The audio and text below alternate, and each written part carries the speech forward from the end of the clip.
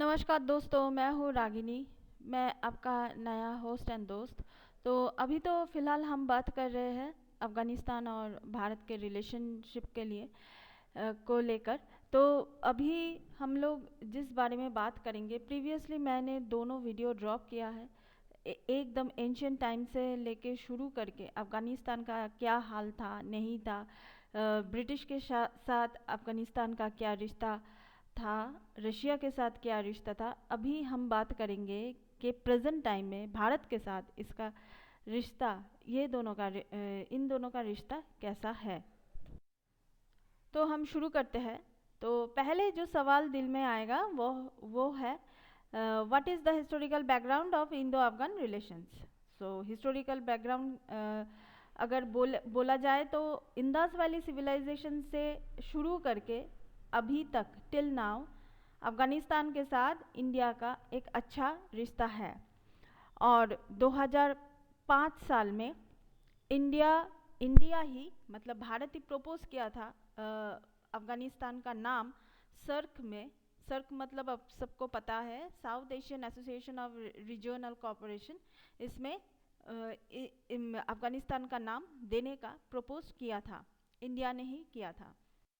इसके बाद अगर हम देखें तो इंडो अफगान रिलेशंस में जो सबसे ज़्यादा ताकतवर जो एग्रीमेंट था वो था स्ट्रैटेजिक पार्टनरशिप एग्रीमेंट, जो 2011 में शुरू हुआ था।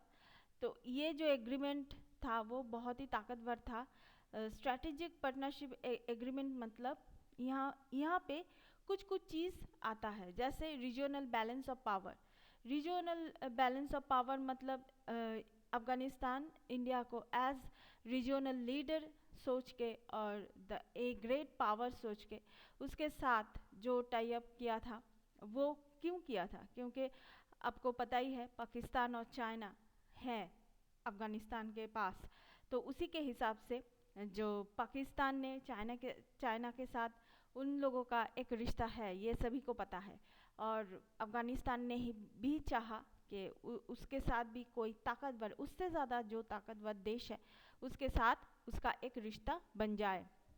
तो ये है स्ट्रैटेजिक पार्टनरशिप एग्रीमेंट का पहला पड़ाव। दूसरा पड़ाव है स्ट्रैटेजिक लोकेशंस कैसा है? मैंने पहले दिन से ही बताया था कि अफ़गानिस्तान का जो मैप है ये बहुत क्रिटिकल है, बहुत ही क्रिटिकल है। किसी भी तरफ से अगर आप नॉर्थ साउथ ईस्ट वेस्ट में अफ़गानिस्तान का बॉर्डर अगर देखें तो किसी भी साइड से आपको समुंदर नहीं दिखेगा। तो ये बहुत ही क्रिटिकल एक लैंड है जो साउथ एंड सेंट्रल एशिया को जो कनेक्ट करते हैं। तो मतलब जाहिर सी बात है अफ़गानिस्तान के ऊपर एंशियंट टाइम में भी सबका नज़र था, अभी भी सबका ही नज़र है। इसके लिए उसका जो मतलब भारत के साथ एक रिश्ता बनाना ज़रूरी था। सिक्योरिटी कंसर्न वही बात है, सेम चीज़ है। जैसे कि अफ़गानिस्तान एक मतलब क्या बोले हम, तालिबान टेररिज्म इसी से बचने के लिए तो इंडिया के साथ एक रिश्ता कायम किया। क्योंकि इंडिया बदले में इंडिया क्या क्या देगा उसको? सिक्योरिटी कंसर्न मतलब खुद से सिक्योरिटी देगा ऐसी बात नहीं है, लेकिन वहाँ पर जो मतलब उस देश का जो सिटीजन्स है उन लोगों को ट्रेन करना, सिक्योरिटी के मामले में कंसर्न करना, ये सब इंडिया ही करता है।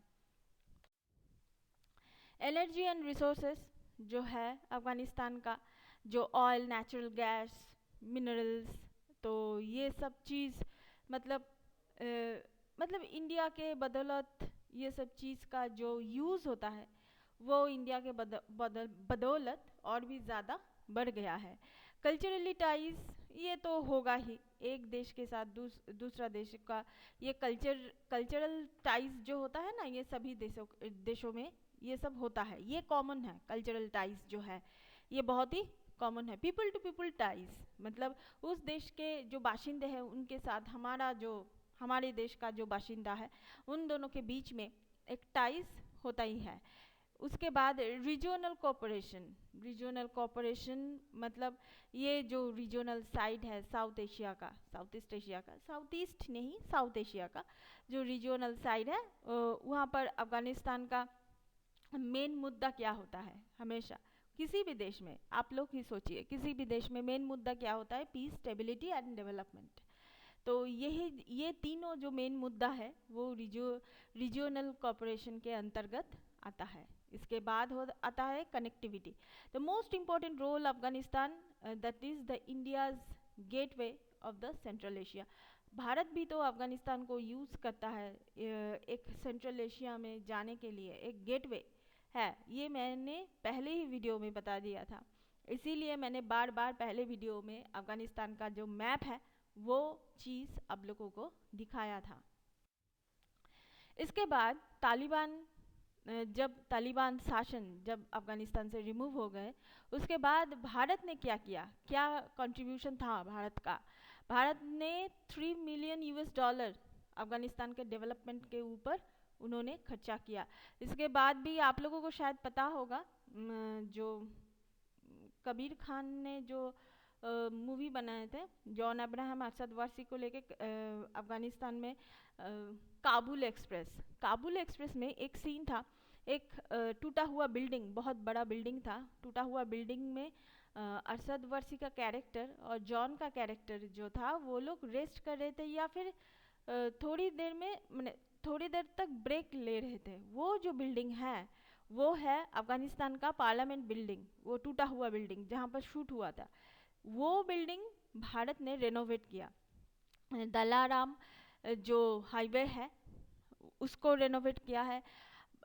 यहाँ पर जो सेल्मा जो डैम है उसको भी रेनोवेट किया है। वो भारत अफगानिस्तान का फ्रेंडशिप डैम उसको भी बोला जाता है। हरी रिवर का जो आसपास का जो एरिया है वहाँ पर इंडिया ने थोड़ा बहुत काम किया है। और यहाँ पर ट्रांसमिशन लाइंस जो है काबुल तक जो जाता है वहाँ पर भी इंडिया ने काम किया है। तो अफगानिस्तान के ऊपर इंडिया का जो मतलब उन दोनों का दो स्ट्रैटेजिकल जो फ्रेंडशिप है वो बहुत बहुत बहुत ही अच्छा है। तो और एक चीज़ है जो वो एक कॉमन इंस्टीट्यूशन के अंदर आता है, जैसे कि मल्टीलैटरल कॉरपोरेशन।